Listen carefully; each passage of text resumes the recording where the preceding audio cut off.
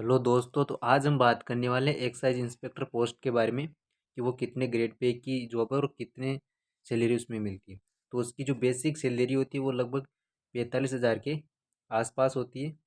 और जो gross salary होती है वो 86,000 रुपये होती है, जिसमें आपको रेंट के वगैरह और ट्रांसपोर्टेशन और डीए के साथ आपको 86,000 रुपये दिए जाते हैं। आपको जो सैलरी आपके अकाउंट में आती है वो 71,000 रुपये आपको मंथली दिए जाते हैं, 71,000 रुपये। इंक्रीजमेंट 3 से 5,000 रुपये का होता है। और हाइक सैलरी इंक्रीजमेंट यानी प्रमोशन जब होगा तो उसमें थोड़ा ज़्यादा इंक्रीजमेंट होगा आपकी सैलरी में। और जब रिटायरमेंट होंगे आप तो रिटायरमेंट पे आपको 8 से 10 करोड़ रुपए दिए जाएंगे। ओके, तो ये आपका रिटायरमेंट कॉर्पस है। अब मैं आपको बता देता हूँ सैलरी अच्छी तरह से। इसकी जो सैलरी से 3 कैटेगरी में बांटा गया है। 3 category: X city, Y city and Z city. X city में जैसे दिल्ली, मुंबई बड़े बड़े शहर होते हैं, वाई सिटी में फिर उससे कम, और जे सिटी में उससे कम।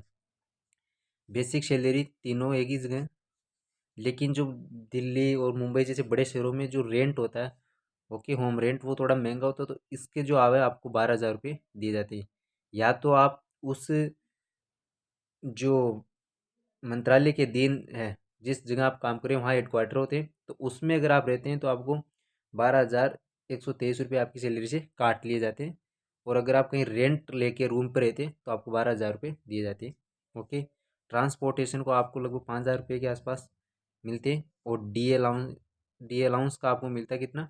17,000 ऐसे मिलते हैं। तो ग्रोस सैलरी जो आपकी होती है लगभग 80,000 के आसपास बनती है। ओके। इसी प्रकार वाई सिटी में आ गया आपका। वाई सिटी में आपको होम रेंट कम मिलता है। ओके। और ट्रांसपोर्टेशन लगभग 2,400 मिलता है आधे। और डीए लगभग सेम मिलता है तीनों में। तो ये वाई सिटी और जेड सिटी की सैलरी आपको मिलती है। अब हम इसके बारे में बात कर लेते हैं कि इसका प्रमोशंस कहते हैं। तो इसमें प्रमोशन जो होते हैं वो होते हैं लगभग 4 साल, 4-5 साल के बाद में आपको जो है वो आपको सुपरिंटेंडेंट की पोस्ट मिलती है। ओके। ये 4800 ग्रेड पे की होती है। ओके। उसके बाद में आपको मिलती है, ये आपको फिर मिलती है दूसरी पोस्ट लगभग 24 साल के बाद में। ये असिस्टेंट कमिश्नर की पोस्ट होती है। ओके, जो यूपीएससी वालों को मिलती है आईआरएस में। इसकी 5400 ग्रेड पे की नौकरी है, तो ग्रुप ए की। जैसे आप सीडीएस का जो पेपर होता है 5400 ग्रेड पे की, इतनी पोस्ट ये होती है। उसके बाद में कोई गिने चुने लोग होते हैं वो डिप्टी कमिश्नर बनते हैं। ये 6600 ग्रेड पे की नौकरी है। और उसके बाद मुश्किल से जॉइंट कमिश्नर बनते हैं, ये 7600 ग्रेड पे की नौकरी होती है। तो ये इसके प्रमोशंस होते हैं। ओके। ये इसके प्रमोशन कैटेगरी होती है। अब प्रमोशन के बाद हम जान लेते हैं कि इसमें मेडिकल फैसिलिटीज़ क्या है। जब आज से मान लीजिए आप पेपर दें तो आप उसमें पोस्ट प्रेफरेंस भरें, तो आप इसे पहले भरें या ना भरें ये आपको लिए जाना ज़रूरी है। अगर किसी को मेडिकल या फिजिकल में कोई दिक्कत है तो फिर बाद में उसे ये पोस्ट पहली रैंक पे, मतलब पहली कैटेगरी में नहीं बननी चाहिए। नहीं तो आप चाहे ऑल इंडिया रैंक 1 ही हो, आपको पोस्ट नहीं मिलेगी।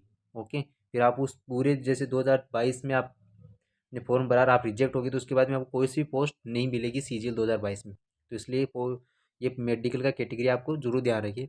इसमें मेल की 157.5 सेंटीमीटर हाइट होनी चाहिए और 81 सेंटीमीटर चेस्ट होना चाहिए। ओके। मेल को 1600 मीटर आपको दौड़ना है 15 सेकेंड्स में। ओके। 15 मिनट में, सॉरी। आपको 1600 मीटर दौड़ना है 15 मिनट के अंदर। और तीसरी आपको साइकिलिंग करनी है 30 मिनट के अंदर 8 किलोमीटर, आसानी से हो जाएगी। तो फीमेल के लिए 152 सेंटीमीटर आपकी हाइट होनी चाहिए। 48 केजी वजन होना चाहिए। ओके।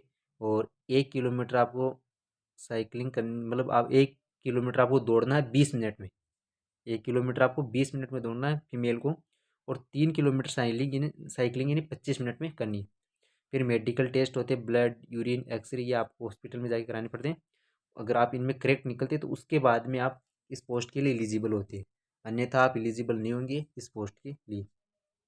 ओके। यानी मेडिकल की पोस्ट है। अगर आपको मेडिकल में कोई दिक्कत है तो आप मेडिकल से जुड़ी जो भी पोस्ट है उसको बाद में भरें तो अच्छा रहेगा। उसके बाद में हम देखते हैं फैसिलिटीज़ आपको इसमें क्या क्या मिलता है। मेडिकल फैसिलिटी मिलती है आपको। ओके। आपको इसके मतलब आप जहाँ भी इलाज कराते हैं तो उसका आपको रिटर्न दे दिए जाते हैं रुपये। 3 मंथ ट्रेनिंग होती है। जिसमें आपको आपको गन चलाना सिखाते हैं, आपको थोड़ा सा मतलब अकाउंटेंट्स के बारे में सिखाते हैं आपको निकालने के, वो सब कुछ इस ट्रेनिंग में होता है। और आपको LTC एवरी ईयर दिया जाता है, यानी आपको यात्रा के लिए आप फैमिली के साथ जा सकते हैं, या तो 2A AC वाली रेल में, या फ्लाइट अगर सुविधा है तो फ्लाइट को आपको गवर्नमेंट इसका रिफंड आपको देती है। दिवाली पर बोनस देती है, और अन्य जो फंक्शन होते हैं उन पे भी आपको ऐसे भी सम्मानित के रूप में मिलती है होनेरियम। ओके, आपके चाइल्ड ट्यूशन की फीस भी गवर्नमेंट देती है, और एक बैग देती है, 3 साल में एक बैग गवर्नमेंट आपको देती है। उसके बाद में है वर्क प्रोफाइल। आपका वर्क प्रोफाइल कैसा होगा? डेस्क जॉब या फील्ड जॉब। फील्ड जॉब होती है यानी आपको जा जा के निरीक्षण करना पड़ता है, जैसे कोई विदेश से सामान आया तो उसके बारे में आपको जांच करना, ये फील्ड जॉब होती है। बाकी डेस्क जॉब जो होती है वो होती है आपको ऑफिस में बैठ के काम करना। ओके, और इसमें आपको डेली यूनिफॉर्म पहन जाने की कोई ज़रूरत नहीं होती है। ऑल इंडिया पोस्टिंग होती है, ट्रांसफ़र इसमें होता नहीं। ऐसे मान लीजिए जैसे एक जोन में आपकी ट्रांसफ़र हो गया, एक जोन में आपकी मान लीजिए ज्वाइनिंग लग गई, तो उसी जोन के अंदर आपको उसी उन्हीं शहरों के अंदर घुमाते रहते हैं, लेकिन आपको एक राज्य से दूसरे राज्य में आपका ट्रांसफ़र नहीं होता है। और जो डेस्क जॉब होती है, यानी जो ऑफिस का टाइम होता है वो 9 से 6 के आसपास होता है, और सैटरडे संडे ऑफ रहता है, 2 दिन की छुट्टी। और जो फील्ड जॉब होती है, फील्ड जॉब के अंदर आपको मतलब कोई टाइम फिक्स नहीं है, कभी भी आपको ओवर टाइम ही करना पड़ सकता है।